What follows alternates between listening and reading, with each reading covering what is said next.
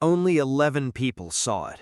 11 people in a room that could have held 200, a private function in Las Vegas, 1989, and not one of those 11 ever forgot what happened in the span of approximately 4 seconds. They've told the story in locker rooms, in gyms, in the back corners of martial arts schools where the lights flicker and old men lean forward on their folding chairs and speak in low voices. They never named the city publicly. They never confirmed it happened, but they never denied it either. And one of those 11 people, a boxing promoter who asked to remain anonymous, told a close friend, who told another friend, who eventually sat down with a journalist in 2003 and said something that has echoed ever since. "I've seen Iron Mike put men on the canvas. I've seen him finish fights in 8 seconds, but I have never, not once in my life, seen a man move like Chuck Norris moved that night." We need to go back, because to understand what happened in that room, you have to understand who these two men were. You have to understand the collision that was building, quietly, invisibly, for years before that night. And you have to understand that what Mike Tyson did was not just an insult, it was a challenge. He just didn't know it yet. Las Vegas, Nevada, late 1989. Mike Tyson was 23 years old, and he was not just a boxer, he was a force of nature that had been processed into a human being. He was undisputed heavyweight champion of the world. He had knocked out Larry Holmes. He had stopped Tony Tubbs. He had devastated Michael Spinks in 91 seconds. 91 seconds! And made the former light heavyweight champion of the world look like a man who had never thrown a punch before in his life. Iron Mike Tyson, at 23, was the most feared man on the planet. And he knew it. That's the thing about true power. Sometimes it distorts perspective.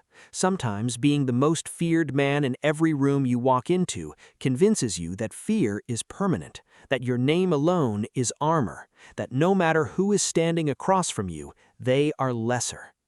The event that night was a charity function, loosely organized, the kind of gathering where Hollywood money and sports money and Las Vegas money all pooled together in a hotel ballroom and congratulated itself.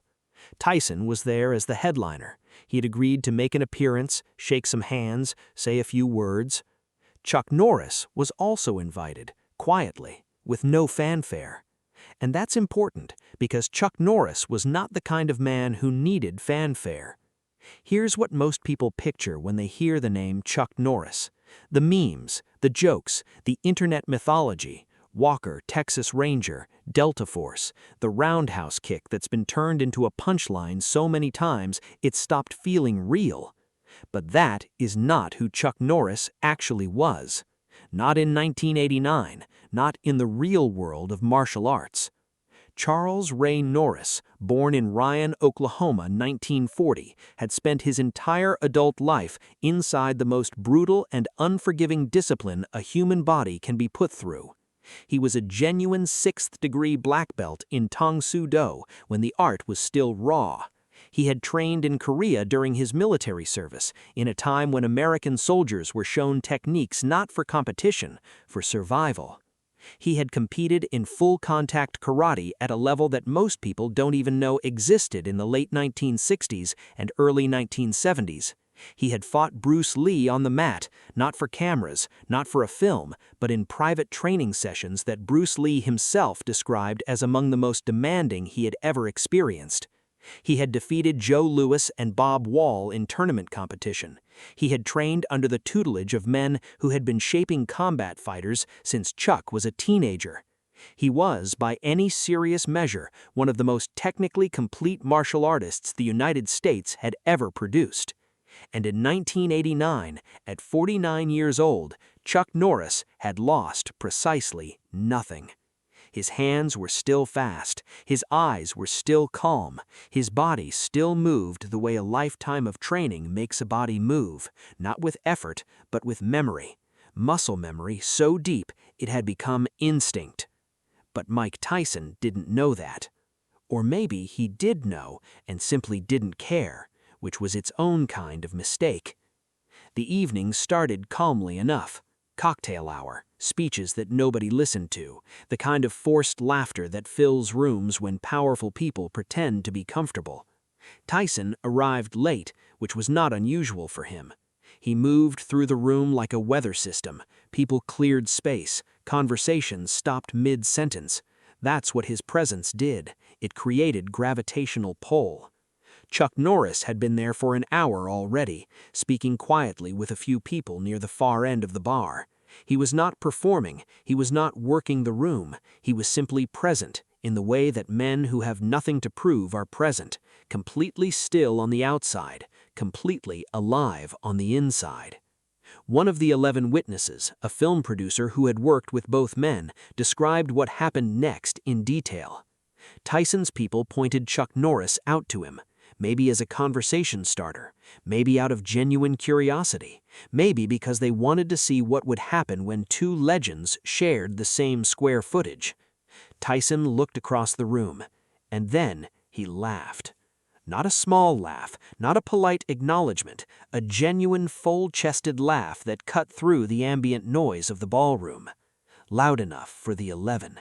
11 people heard it, including Chuck Norris. Now, here is what everyone who knew Chuck Norris well has said consistently over the decades. The man had a code. He did not perform anger. He did not escalate for audience. He did not need anyone watching to feel justified. But he also did not walk away from something that had been thrown directly at him. He turned, slowly. He put his drink down on the bar, set it down like a period at the end of a sentence. And he looked at Mike Tyson across that room with the specific quality of calm that only comes from a man who has genuinely been in situations far more dangerous than a hotel ballroom in Las Vegas. He didn't speak yet. He just looked. And something happened in the room. The film producer described it as a frequency shift. The air changed. The 11 people nearest to both men felt it before they understood it. Conversations nearby dropped to murmurs, then stopped entirely. Mike Tyson felt it too, because Mike Tyson, whatever anyone else has ever said about him, was never a stupid man. He could read rooms, he could read danger. He had survived enough of both to have that particular sensitivity permanently wired into him. And something in Chuck Norris's stillness spoke a language that Tyson had learned to understand very early in his life. The language of a man who is not afraid. Tyson's group went quiet. One of them, a trainer who had been with Tyson since the Catskill days, reportedly took a small, unconscious step backwards. Nobody moved for what felt like a long time. It was probably 3 seconds. Chuck Norris crossed the room. Not quickly, not dramatically. He simply moved toward Mike Tyson the way a man moves when he has already decided something and there is nothing left to decide. The distance between them closed. 10 feet, 6 feet, 3 feet. The 11 witnesses described the same thing independently. Total silence. The kind of silence that doesn't happen in a ballroom full of people. The kind that means everyone has stopped breathing at the same time without realizing it. Chuck Norris stopped, 2 feet away from Mike Tyson. He was shorter. He was lighter. He was a man who had been dismissed as a movie star. He looked Tyson directly in the eye, and he said, quietly, clearly, without a single note of aggression in his voice, 2 words. Prove it. Because what happened next has been described differently by different witnesses. Some say Tyson went completely still, just stopped, the way a man stops when something he cannot immediately categorize appears in front of him.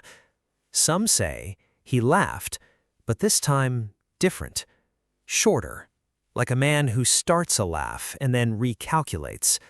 Some say he looked at Chuck Norris's hands.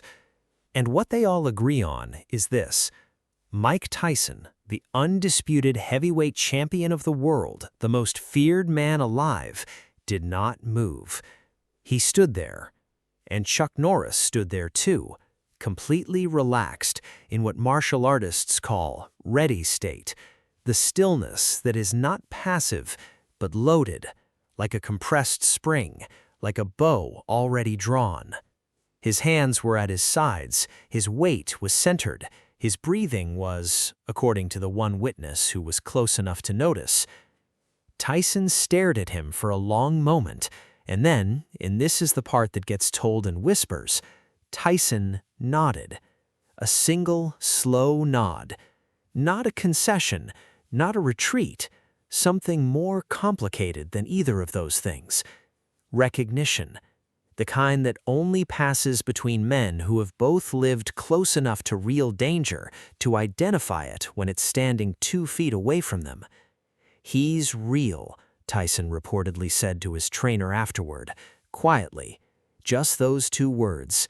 He's real. The conversation that followed between Tyson and Norris once the room exhaled was described as brief, direct, and unexpectedly cordial.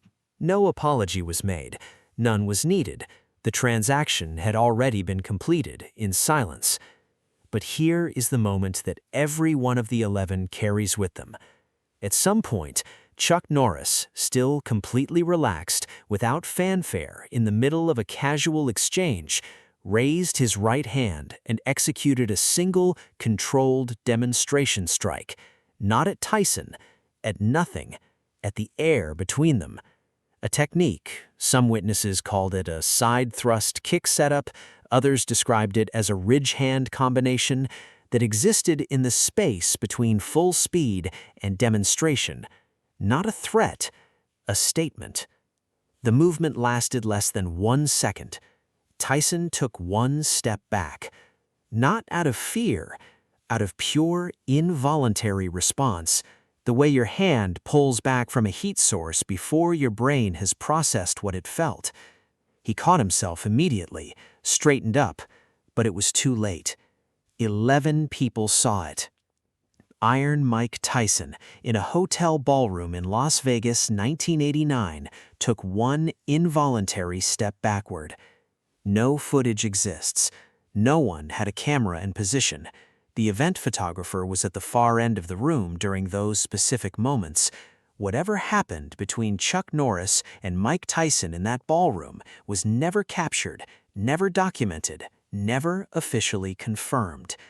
It lives entirely in the memory of 11 people, and in the way fighters speak about it when they speak about it at all, in low voices, with a specific kind of reverence that only surfaces when someone talks about something they witnessed that they still haven't fully processed. The boxing promoter who first told the story publicly, years later, in an interview that was never widely distributed, said something that has stuck with everyone who heard it. "I have spent 40 years in the fight business. I have seen every kind of man that this sport produces, and I am telling you, in that moment, when Chuck Norris crossed that room and stood in front of Mike Tyson and said those 2 words, I felt something I had never felt in a boxing arena, something I have never felt since." He paused before continuing. "I felt like I was watching the moment when the ground shifts, when 2 tectonic plates meet, when the earth reminds you that it doesn't care about your categories." Tyson himself has never publicly confirmed or denied the encounter. Those who know him well have said that he speaks about Chuck Norris differently than he speaks about other public figures, with a particular brevity, with a particular lack of the dismissiveness that characterizes most of his assessments, which, for Iron Mike Tyson, is its own kind of statement. Among martial arts circles, the story spread the way these stories always spread, slowly, organically, without the internet to amplify it. A training partner told a student told a gym passed it around for years like a piece of oral history. And wherever it traveled, it carried the same detail, the same fixed, immovable fact that no one who tells the story ever omits. He took a step back. Iron Mike Tyson, undisputed heavyweight champion, 23 years old, at the peak of the most devastating run any heavyweight boxer had ever assembled. He took 1 involuntary step backward. No one challenged Chuck Norris again that night. No one challenged him in any room like that, not with laughter, not with dismissal.